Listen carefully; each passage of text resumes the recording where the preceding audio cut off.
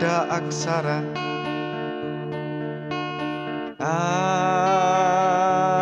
Aku berkaca mengeja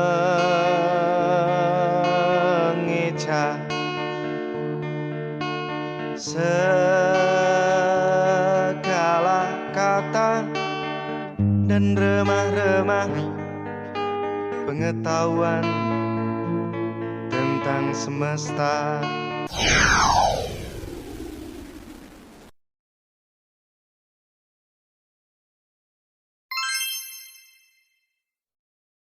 Oke, Hasta Indriana, apa kabar? Kabar membahagiakan. Alhamdulillah. Selalu, setiap hari, setiap waktu, dimanapun, Mbak. Ning, Sandi, Cikal, kabarnya gimana nih? Bapak produktif? Sehat, Mbak. Sehat, alhamdulillah. Cikal berarti Iyalah. 3 bulan ya? 3 bulan. Dia 3 bulan baru bisa latihan leher udah kuat ya. Latihan apa? Mau miring-miring. Oh, miring-miring. Asik. Miring. Lehernya udah kuat tuh. Asik. Berarti sudah komit. Jadi yang pertama laki-laki, coba lagi kok laki-laki lagi. Cowok, cewek, Mbak. Ya, Kedua cewek. Makanya kan sudah berhasil berarti. Yang pertama cowok, yang kedua cowok, yang ketiga berhasil. Terus rencana nambah lagi? Oh, enggak lah, Mbak. Kasihan. Enggak, kasihan istri. Tahu bagaimana beratnya perempuan mengandung, menyusui dan membesarkan itu. Wah, berat banget, Mbak. Untung dapat suami siaga ya. Enggak juga. Ini semacam ini, Mbak, itu.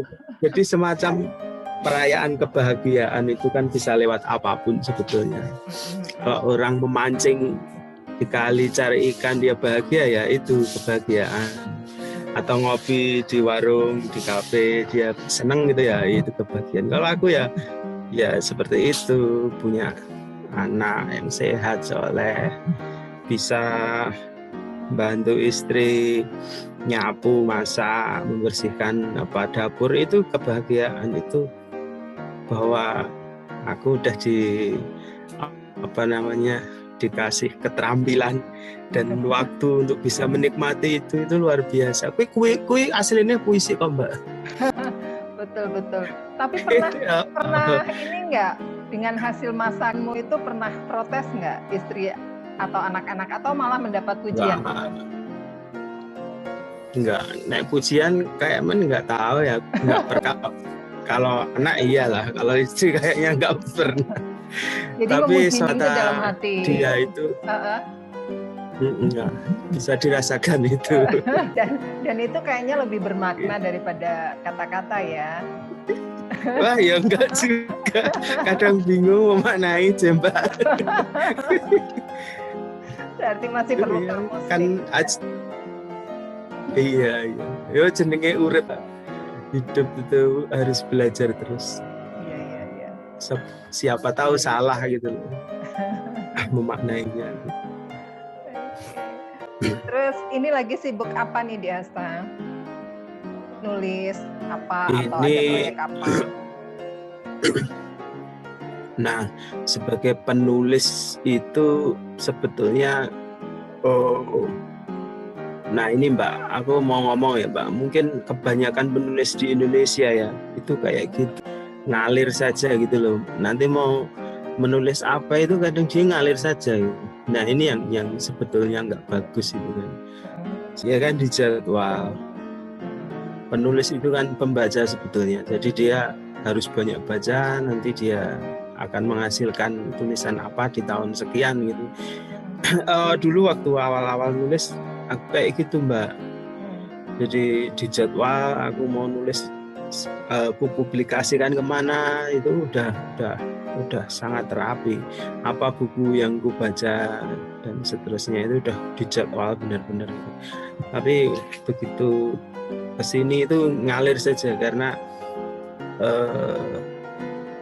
persimpangannya kan banyak. Artinya gini, saya harus nyari uang, dan uang itu kalau untuk penulis di Indonesia kan nggak kalau nggak bestseller banget itu kan nyarinya ya sambil ngalir nanti nanti di hire sama LSM, lembaga apa atau kementerian apa, diminta dari juri, diminta ngisi apa materi penulisan dan lain sebagainya kayak gitu kan, modelnya kan kayak gitu. Jadi saya itu bukan orang yang ingin menulis apa nanti dijual aku sekian banyak, itu enggak modelnya enggak kayak gitu, karena enggak ngerti lah, karena ini yang dijual sastra atau rada angel gitu loh Mbak. Iya. Untuk mencari itu, menghidupkan apa dapur itu kan lewat yang lain, seripilan gitu, nah, yang membuat nggak bisa menjadwalkan kayak gitu. Nah, paling ya gini Mbak, ikut lomba sayembara nulis buku gitu, atau sesekali ikut program pemerintah misalnya, model-model bantuan untuk penulis agar bisa menulis karya gitu, kayak beasiswa itu Mbak, atau residensi, model-model kayak gitu. Ya itu yang dimaksud dengan mengalir, lebih pada bagaimana ayolah dengan menghidupi itu ya, spirit wong Jawa ya alon-alon waton kelakon, bukan dengan cara lambat kita berjalan, tapi mensyukuri kanan kiri depan belakang yang datang kepada kita, itu rezekinya. Nah, kayak gitu Mbak. Nah itu tadi menarik tuh, mengalir. Jadi kan kita kenal Hasta itu menulis puisi, menulis cerpen, menulis cerita anak juga, kemudian memberi pelatihan, menulis lagu juga pernah ya kayaknya ya. Iya kan? Betul, pernah. Terus how to. Nah, itu sebetulnya dari sekian banyak itu paling nyaman di mana di Hasta? Semua nyaman, Mbak. Kalau orang Jawa kan bilangnya kemaruk. Semua ingin tape gitu kan. Semua pengen jalankan gitu. Pengennya kan gitu. Semua nyaman. Bikin lagu nyaman, main Twitter nyaman, ngedit, semua nyaman, pokoknya enak lah.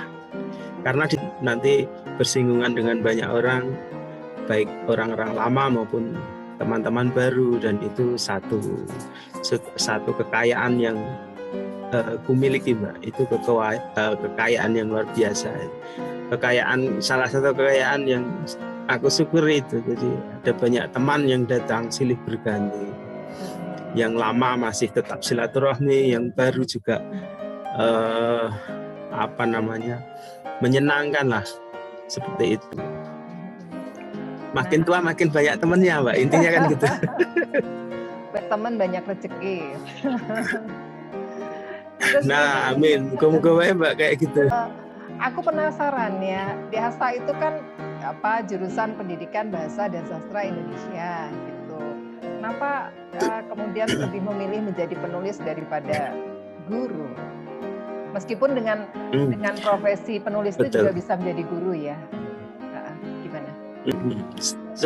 Sebetulnya hati saya itu ada di situ, mendidik ya.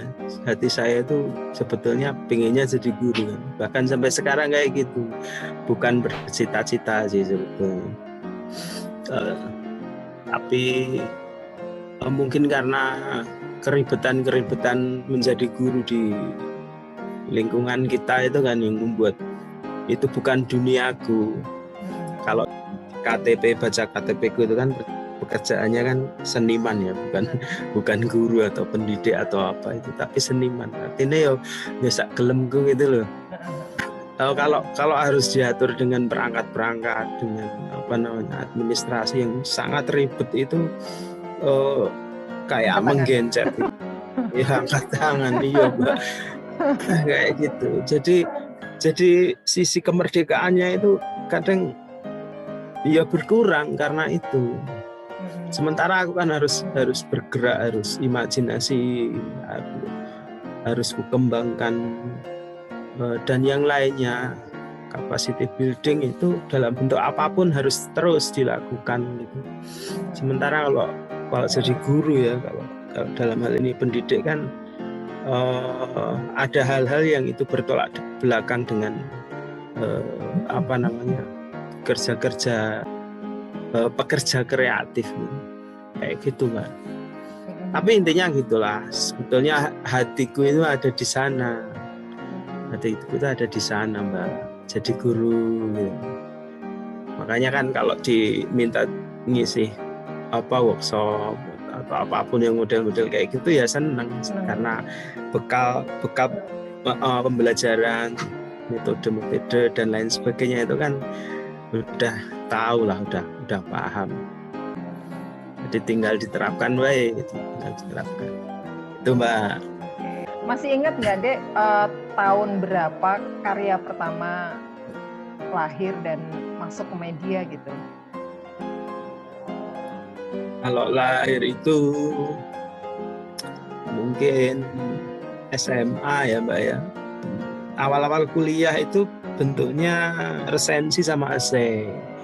Awal-awal itu nggak lupa dimuat di mana ya, mungkin Solo Pos atau kalau dulu di Semarang kan itu ada koran sore Wawasan kalau nggak salah ya, itu di sana. Kalau Solo Pos, Wawasan, model-model itulah. Nah terus resensi itu di Bernas tahun-tahun berapa itu ya, 98 mungkin ya.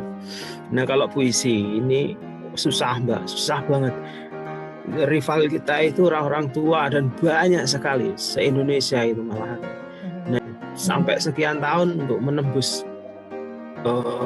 ruang puisi ini, wah, gila banget Pak.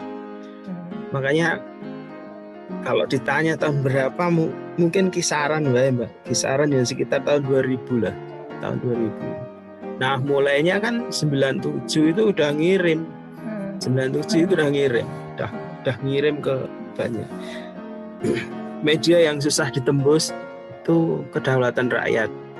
Waktu itu Mas Arwan ya, almarhum Arwan Tuti Arta, kenal baik sama Mas Arwan itu. Tapi ratusan judul itu nggak pernah dimuat Pak. Republika sama. Waktu itu penjaganya Mas Ahmadun ya, Ahmadun Yusirvan itu kenal baik dan kakak kelas kita loh Mbak itu. Iya. Adiknya Pak Minto kan itu. Susah banget itu, susah banget. Redaktur yang kenal baik itu malah susah. Jadi mereka menguji kesabaran mendidik mental dengan cara begitu sampai 3 tahun baru dimuat satu. Luar biasa tuh Mbak. Satu-satunya media yang belum bisa ketembus itu Bali dijaga oleh unggulan di Paranggi. Nggak tahu beliau itu kenapa susah. Apakah itu wah ratusan bisa di sana. Aku juga ngirim ke Umbu kan. Padahal beliau tahu kan seperguruan dengan Iman Budi Santosa, sementara mungkin beliau juga tahu kalau aku murid kesayangannya Iman Budi Santosa. Mungkin kan faktor itu jadi dingel-ngel itu, atau mungkin pancen ora depan gitu. Gitu cerita, ada tapi misteri lah antara saya dengan Umbu. Nggak pernah, kenapa sebabnya? Belum pernah. Dulu aku pernah nulis surat ya Mbak untuk beberapa orang, untuk Mustafa Bisri, Taufik Ismail, terus Sabi Yasin dulu waktu SMA atau awal kuliah itu ya nulis itu. Untuk Umbu ini belum.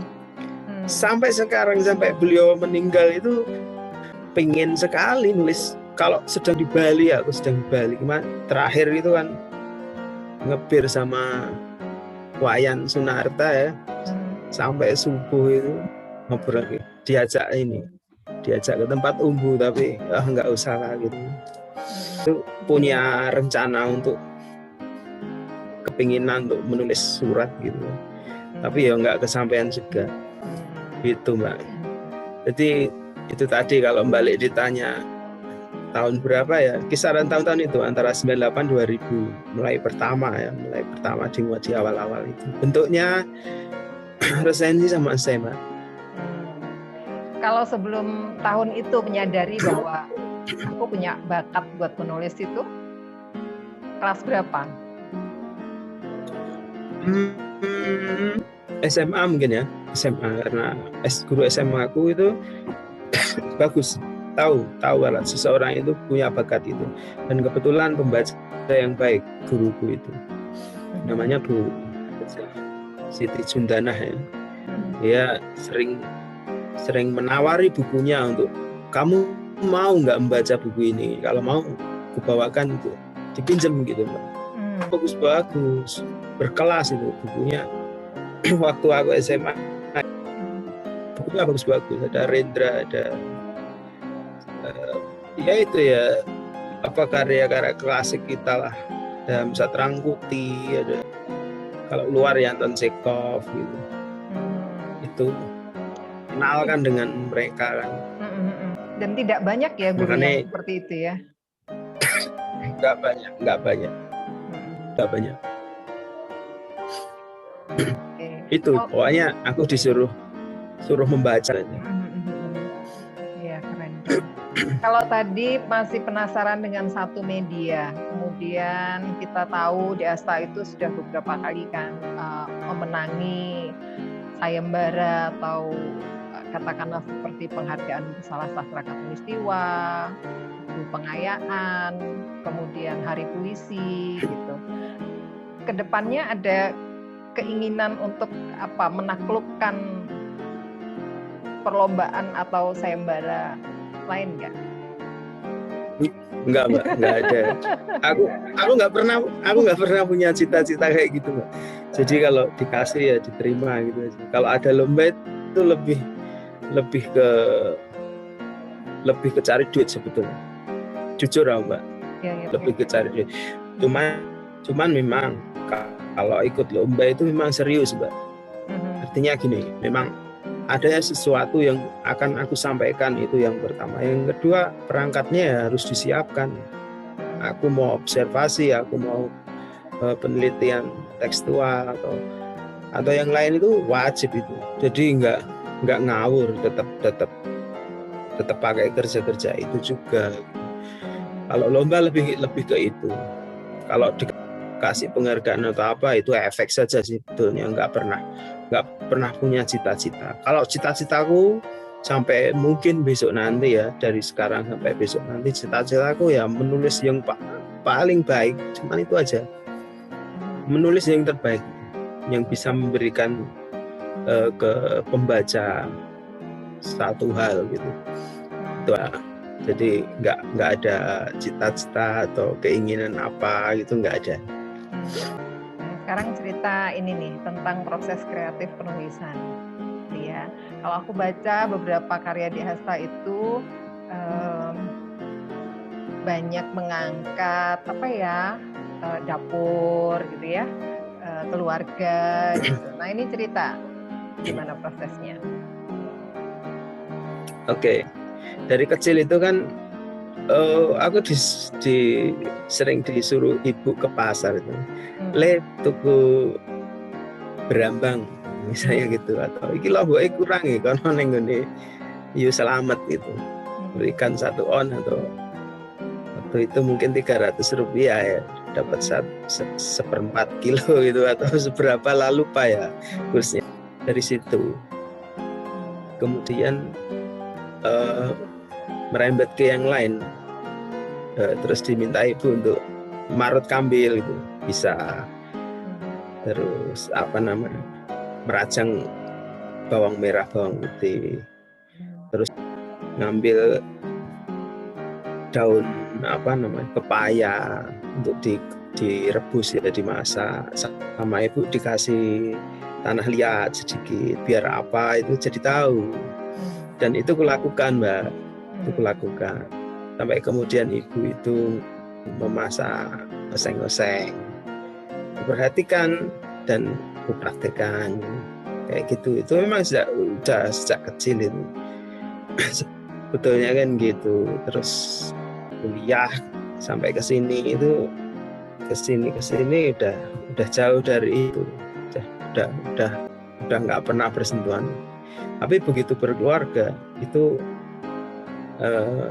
menyentuhnya kembali dan belajar ke istri aku, mau masak sop itu begini, takarannya begini, sambil mengingat-ingat zaman dulu lah. Jadi lebih kepada kebiasaannya. Nanti kalau ditulis jadi karya itu kan sentuhannya kan macam-macam ya. Ada kenangan ya, berziarah ke kampung halaman, berziarah kepada ingatan-ingatan kita tentang kearifan lokal. Terus kita bisa menyentil persoalan politik, ekonomi, misalnya harga lombok yang kadang kala dia melambung gitu, dan lain hal itu bisa disinggung di karya itu, Mbak, gitu. Jadi kalau bagaimana dunia memasak dan piranti yang ada itu, ya karena itu sudah kekuasai lah, kuasai seperti halnya itu pengalaman nyata sejak kecil. Jadi ketika mengeluarkannya ya enak wae gitu loh, Mbak. Lebih kalau kemudian jadi kumpulan puisi rahasia dapur bahagia itu paling menambahi beberapa hal. Misalnya aku harus baca serat gitu, misalnya serat Centini atau obat tanah Jawa, atau yang ada hubungannya dengan dunia rempah-rempah, dunia masakan di Nusantara, itu baca yang itu.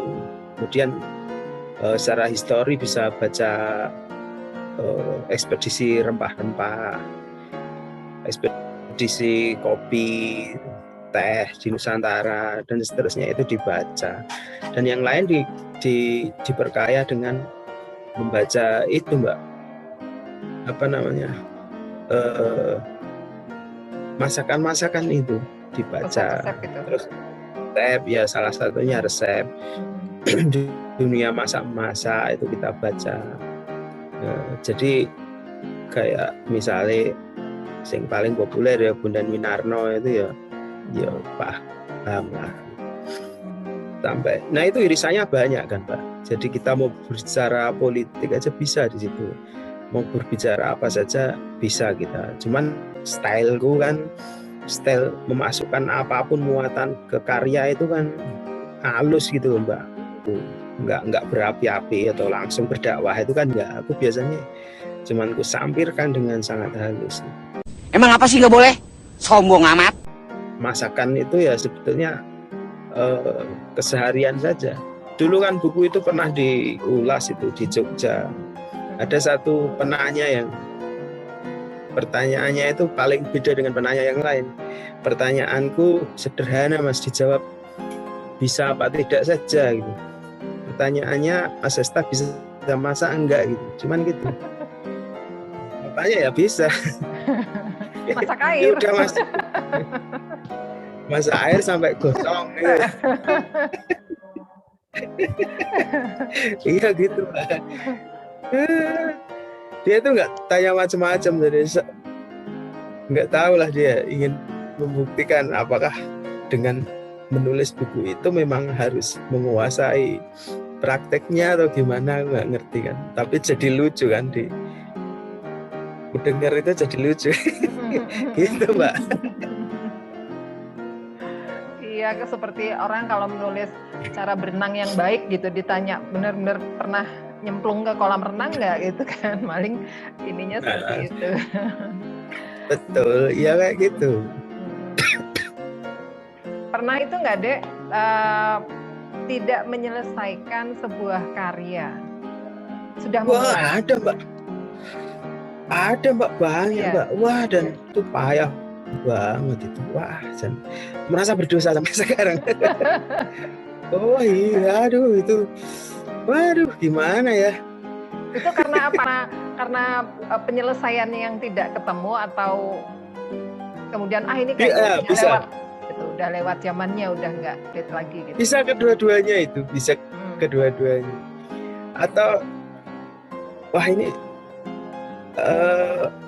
aku peram dulu ya, aku simpen nanti hasilnya akan tidak sehat gitu. Tapi begitu ke sini sekian tahun kemudian itu udah nggak update lagi, udah wah udah basi Mbak. Nah itu ada juga yang kayak gitu. Biasanya apa? Atau cerpen atau apa? Ada novel, terus puisi ada puisi. Ya buku, kebanyakan buku. Kebanyakan buku Mbak. Buku non sastra lah. Pernah nggak merasa Dek kalau karya yang ditulis itu menyerupai guru kita gitu? Oh pernah, itu di awal-awal sama persis Mbak. Karyaku sama persis dengan Mas Iman. Karya-karyaku kayak gitu. Masih ada. Cuman ketika aku baca lagi, kemudian nggak aku terbitkan jadi buku. Biarkan, oh itu salah satu bagian dari prosesku dulu dan itu nggak bakalan bukukan. Kayak gitu. Ada banyak yang persis. Stylenya, terus angle-nya, sudut pandang kita, pemilihan kita itu yang paling kentara ya bahasanya. Pak Minto itu iya, Pak Minto aku tiru itu habis-habisan ya.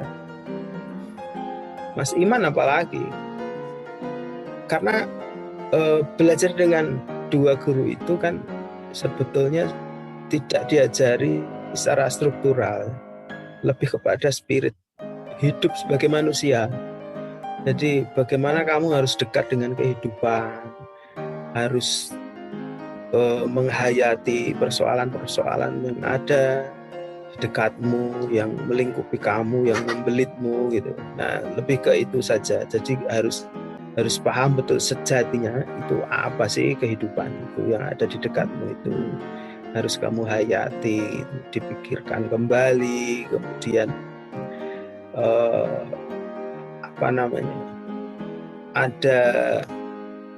kalau ada kemungkinan solusi ya dicari solusinya, tapi kalau cari solusi enggak juga sih. Jadi lebih ke menghayati sebetulnya, kita hayati betul, lebih gitu. Jadi kalau struktural itu nggak pernah ngasih pelajaran. Ini rimanya itu nggak bagus, itu belum pernah kayak gitu, belum pernah.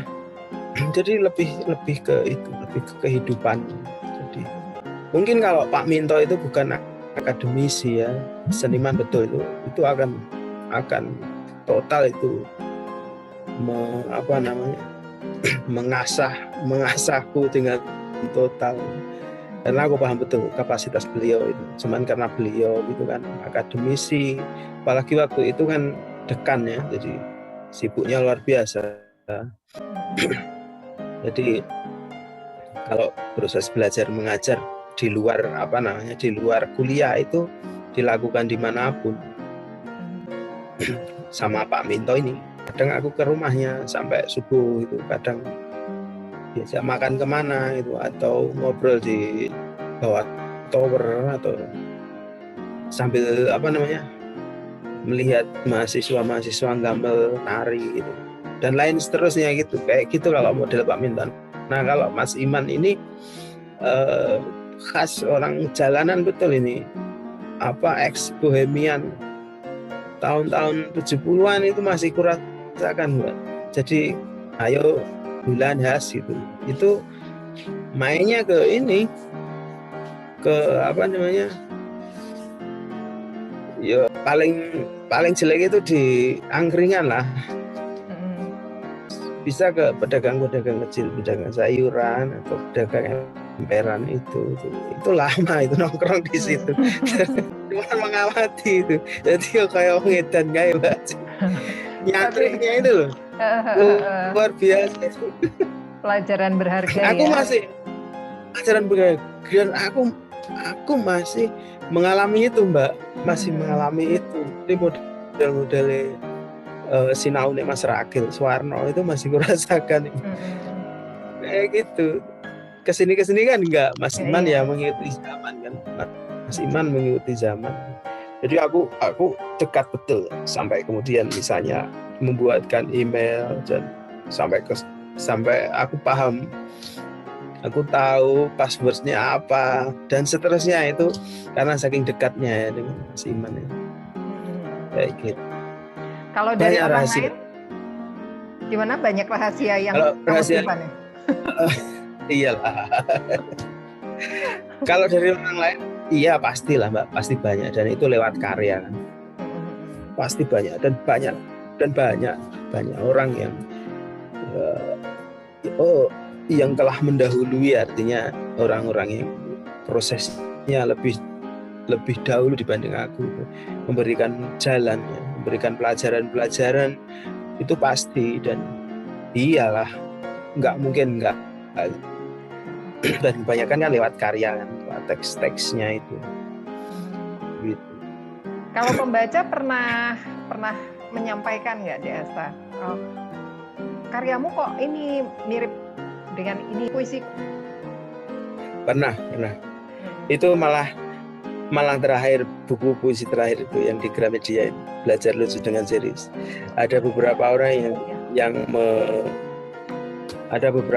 yang bilang puisiku itu niru Jobin gitu.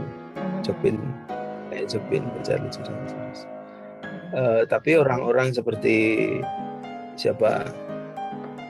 Zawawi Imron ya, itu bilang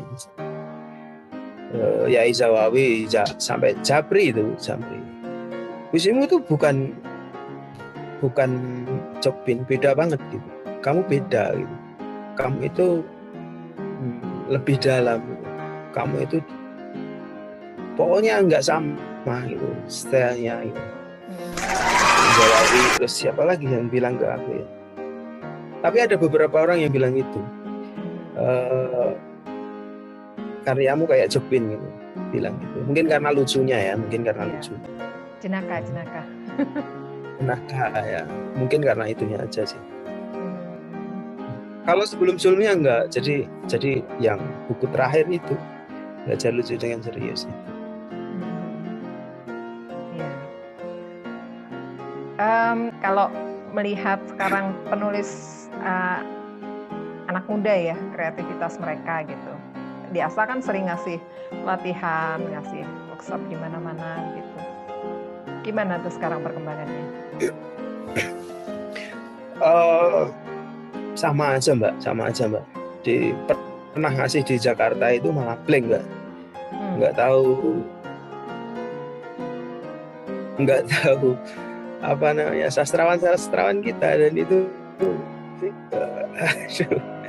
coba bayangkan mahasiswa jurusan pendidikan bahasa dan sastra Indonesia dari UNC gitu ya, itu nggak tahu Hamzat Rangkut, nggak tahu siapa namanya harimau itu Muhtar Lubis gitu. Nggak tahu Muhtar Lubis misalnya. Ini kan apa namanya ya sedih gitu, sedih tapi ya lucu juga. Dan itu kayaknya di banyak tempat kayak gitu Mbak. Di Tasik juga gitu, jurusannya juga sama, bahasa Indonesia. Terus kemudian di mana lagi ya perkembangannya gitulah Mbak. Intinya bahwa itu bacanya itu kurang Mbak, bacanya kurang. Apakah ini karena di SMA, SMP mereka baca sastranya kurang atau bagaimana? Kalau kita kan orang pendidikan ya Mbak, paham ya. Kurikulum kita yang berkaitan dengan pengajaran sastra kan sangat sedikit ya dibandingkan dengan kurikulum sebelumnya, misalnya KTSP atau yang sebelum KTSP itu sangat sedikit kan. Apakah karena itu? Nah itu kita nggak ngerti ya, kita nggak ngerti. Karena pengaruhnya memang luas, Mbak. Kita di zaman internet. Saya dulu waktu kecil sampai SMP itu di kampung ada perpustakaan kampung yang itu nyewa gitu. Dan anak-anak kampung itu dengan senang hati untuk menyewanya, untuk pinjam kemudian bayar. Lah anak sekarang nggak tahu apa itu masih jalan apa enggak. Kalau misalnya mereka baca, apa iya mereka baca dengan e-book, dengan tablet atau HP yang mereka pegang misalnya. Kita nggak tahu karena ini mungkin belum ada yang meneliti ya. Tapi yang jelas kenyataannya bahwa mahasiswa yang jurusannya pendidikan bahasa dan sastra Indonesia saja seperti itu, banyak yang nggak ngerti. Jadi ya susah kan. Dan aku sendiri nggak bisa membandingkan kalau zaman sebelum itu apakah begitu, karena aku dulu kan belum ngasih materi gitu, jadi nggak tahu. Nah ini dari sisi anak zaman sekarang, Mbak. Ini dari sisi zaman anak sekarang. Aku juga sering ngasih pelatihan ke guru-guru kan, bagaimana mengajarkan sastra ini kepada anak-anak di SMP, di SD, SMA gitu kan. Nah itu gurunya juga gitu, nggak tahu buku sebetulnya wajib itu nggak tahu. Misalnya sajak-sajak lengkap Gunawan Muhammad atau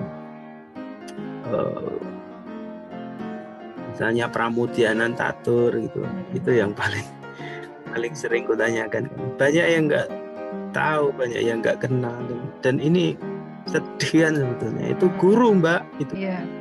Padahal tugas guru itu kan sebelum mengajarkan, sebelum mentransfer itu ilmu yang berkaitan dengan sastra, itu kan dia harus baca dulu, kemudian dia bisa mengklasifikasikan berdasarkan tema, dan yang paling penting adalah berdasarkan usia ya. Ini berkaitan sama psikologi anak. Nah kalau nggak tahu ya, efeknya buku yang ada di perpustakaan sekolah itu ya ditumpuk begitu saja. Artinya begitu kalau dipinjam itu nggak ngerti ini untuk anak usia berapa kok. Misalnya pengakuan Pariem itu dia masuk di Linus, masuk di SMP gitu. Itu belum saatnya kan, belum saatnya. Dan yang lain ini harus dibaca dulu kan oleh guru sebetulnya. Atau kalau guru nggak bisa baca ya paling nggak pustakawan lah ya. Jadi dia bisa paham betul ini untuk siapa, untuk umuran berapa, temanya apa yang mau disampaikan. Nah ini harus dipahami. Nah masalahnya kan di situ, Mbak. Gurunya juga banyak yang nggak ngerti. Nah kemudian merembet ke siswanya kayak gitu. Tapi ini nggak semua ya, nggak semua guru, tapi kurang lebih begitulah wajah kita itu begitu. Iya, misalnya juga ada bedah buku begitu ya. Pesertanya itu sama sekali belum pernah membaca bukunya, jadi hanya datang untuk mendengarkan dan bingung gitu ya. Iya. Jadi betul. Barangkali baiknya sebelum ada bedah buku itu mereka disuruh baca dulu, jadi udah betul-betul siap mengikuti acara itu, jadi bisa bertanya tentang isi buku itu ya kan. Kebanyakan kan selama ini hanya datang dan bingung itu tadi. Betul. Jadi kalau Pak Minto dulu kan besok minggu depan kita bahas ini, dia ngasih kuda-kuda. Bukunya yang harus dibaca ini. Itu nanti kalau minggu depan ketemu nggak baca ya nggak berani, Mbak. itu nanti bisa ditendang itu. Iya, selalu begitu Pak Minto itu. Kita ngomongkan post kolonial gitu. Kita ngomongkan tentang pendidikan, kebebasan. Kita mau ngomong persoalan apapun itu harus harus Ya, dibaca minum dulu. Iya. Kayaknya seret. Ayo minum dulu. Ambilkan teh Mas itu Mas. Kalau Mas.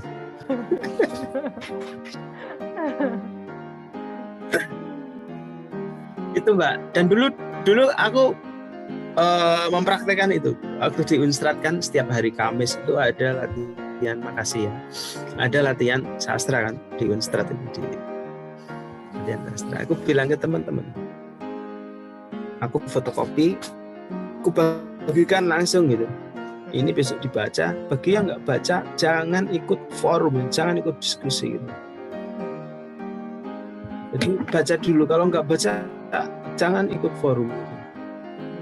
Aku begitu Mbak. Dan itu ternyata dilakukan oleh kelompok-kelompok diskusi tahun 80-an. Simon H.T, ada Eko Winarti, ada banyak orang yang melakukan itu. Jadi kalau mau diskusi itu ya harus baca dulu. Kita harus baca itu. Jadi nggak kosongan gitu. Nah ini apakah masih ada yang begitu ya, nggak tahu ya.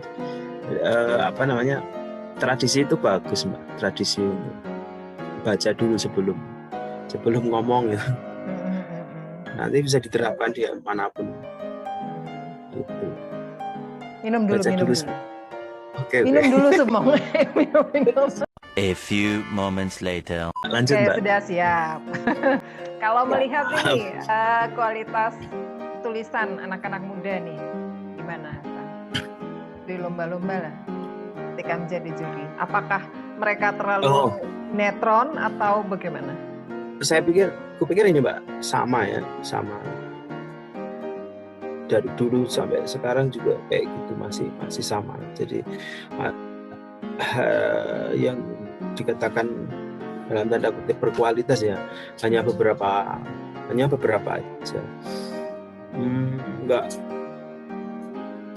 yang kemudian banyak bagus itu bisa dikatakan nggak ada, hanya 1-2 saja. 1-2 itu pun aku harus curiga ini dibuatkan oleh orang lain atau dia plagiat. Nah itu harus bekerja ekstra itu. Kalau menemukan karya yang memang bagus itu harus bekerja ekstra. Pengalaman beberapa kali ada karya bagus itu plagiat, karena begitu nggak percaya udah tanya Google aja gitu. Ternyata iya benar. Gitu. Jadi kalau perkembangan sekarang ya penulis yang kemudian bisa dikatakan dia bagus dan berkualitas itu hanya bisa ditemukan satu orang itu dalam sekian tahun, satu orang dalam 5 tahun gitu. Jadi menemukan satu penulis bagus itu dalam 5 tahun, kemudian rentang 5 tahun mungkin begitu Mbak, dan hitungannya kurang lebih 5 tahunan itulah kayak gitu, baik di puisi, cerpen, nulis apapun itu kemungkinan bisa ditemukan dalam jangka waktu ya paling enggak 7 tahunan itu Mbak, 7 tahunan itu. Jadi kalau ada orang bilang penulis itu aset itu ya mungkin karena itu, mungkin karena susah ya, mungkin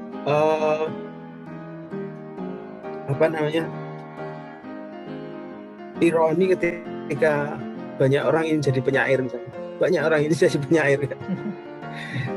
Iya. Ya kemudian jadi enggak gitu. Dalam sekian tahun kan harus dibuktikan, harus diasah dengan waktu. Itu waktu Mbak yang berbicara tentang waktu. Dia yang menguji waktu itu. Dulu aku juga gitu sama Pak Minto. Belum diakui sampai sekian tahun itu, sampai mungkin sampai aku lulus.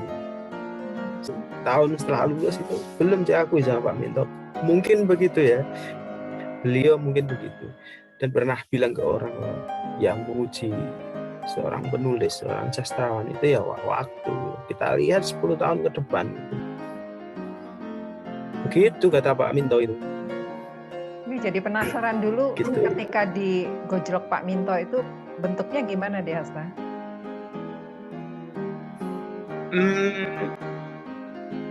Hampir sama dengan Mas Iman kan, karena mungkin satu perguruan ya, satu perguruan.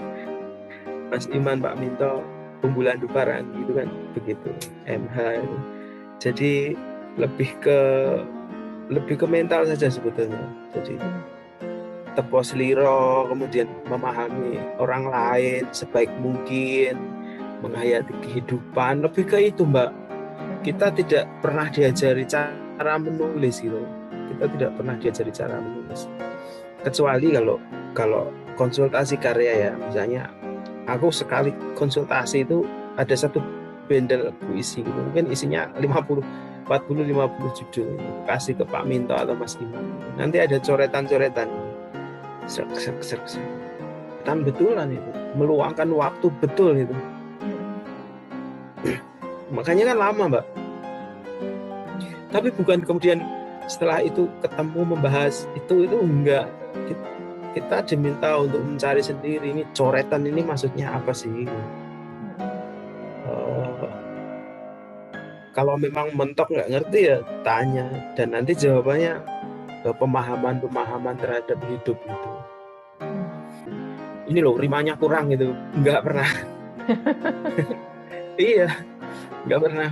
Ini loh paragrafnya itu bingung, kamu mau deduktif induktif ya enggak, terus biar nggak ada kohesi di antar kalimat itu, misalnya nggak pernah kayak gitu.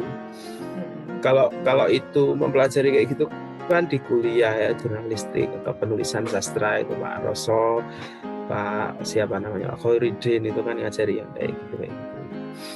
Pak sendiri banyak murid gitu, metodenya gimana? Murid apa? Kehidupan. Mungkin ada juga yang berguru ke Dihasta gitu loh, ngasih puisi. Oh enggak. Tanya aja sih Mbak, lebih tanya ke struktur ya, lebih tanya gitu. Dan menjawab sesuai yang ditanyakan. Jadi tanya tentang bagaimana menciptakan ending yang manis gitu, itu bagaimana, terus ngasih contoh kurang gimana, maka itu harus dibaca, dikasih solusinya, itu dikasih kemungkinan ending yang baik itu seperti apa, lebih ke itu aja sih Mbak. Kalau punya murid yang itu belum, aku kan C6 Mbak.